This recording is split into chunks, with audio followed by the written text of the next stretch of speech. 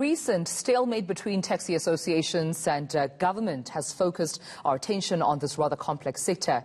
Taxi associations say while their capacity has been limited, reducing income, their operating costs remain the same, and this will only be made worse by the petrol price increases. Political commentator, that's Victor Kgomoeswana, says that government should look into subsidizing an industry that moves more than half of all commuters. He further says without taxis, 15 million daily commuter trips would simply not happen. So he joins us now to discuss this even further. And Dr. Kgomoeswana, thank you so much for your time and welcome to eNCA. Now, before we get into this recent debacle between the Department of Transport and, SANTACO, I want to get into this opening line within your article where you address, of course, the 20,000 rands, which you feel and think and say that it is befitting to be paid to taxis. You say that, and I quote, "As a nation, we are worthy of condemnation for ignoring the taxi industry for so long, and as well as for our double standards." Take me through perhaps the ignorance that you talk about against the taxi industry and these double standards that you highlight. The double standards, Tumelo, good day and everybody. The double standards I'm talking about is we often hear people talk about crime and say, hey, crime is bad, and yet we go home, we are offered stolen goods, we buy them.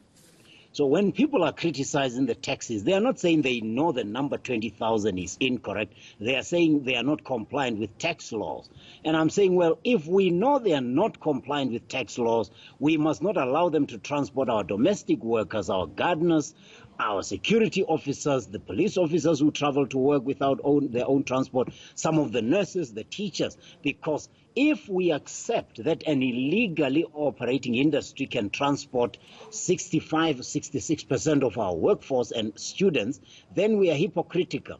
If we so much hate non-compliance, we mustn't take proceeds of a non-compliant industry. That's what I mean by double standard. Right. And just coming back then to the issue between SANTACO as well as, the Transport Ministry under the leadership of Minister Fikile Mbalula. I mean, during his briefing, he did mention that this particular 5,000 rand, it's more of a grace, amount of funding. It's not a relief funding to necessarily the taxi industry. He said it's more of, grace. But also you made an interesting comparison here between the taxi industry as well as Gautrain, saying that Gautrain, on the other hand, does get subsidized, but it seems that the taxi industry has to struggle whenever they require that subsidy.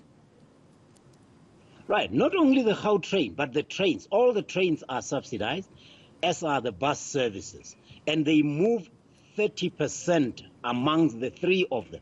30%. The 70% is moved by the taxis, and the taxis aren't subsidized.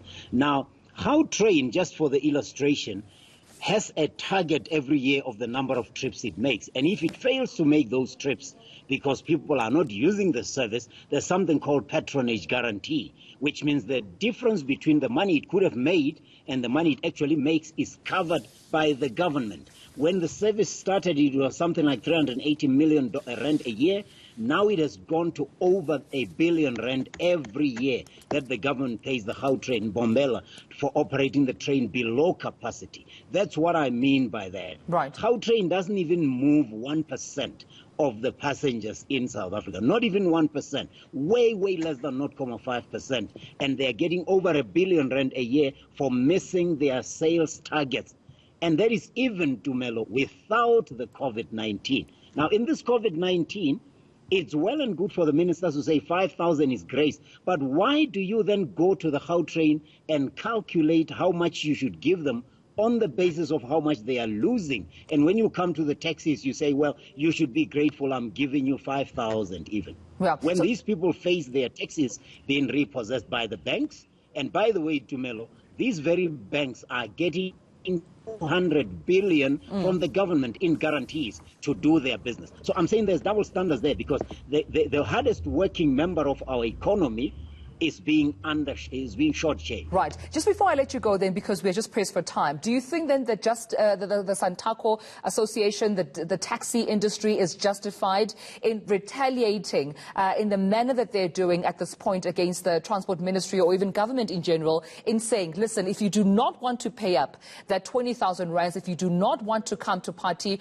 with some of our demands, we will then have to load 100% capacity, so to, of course, make up for the loss that we have incurred. This, at the same time, putting lives at risk.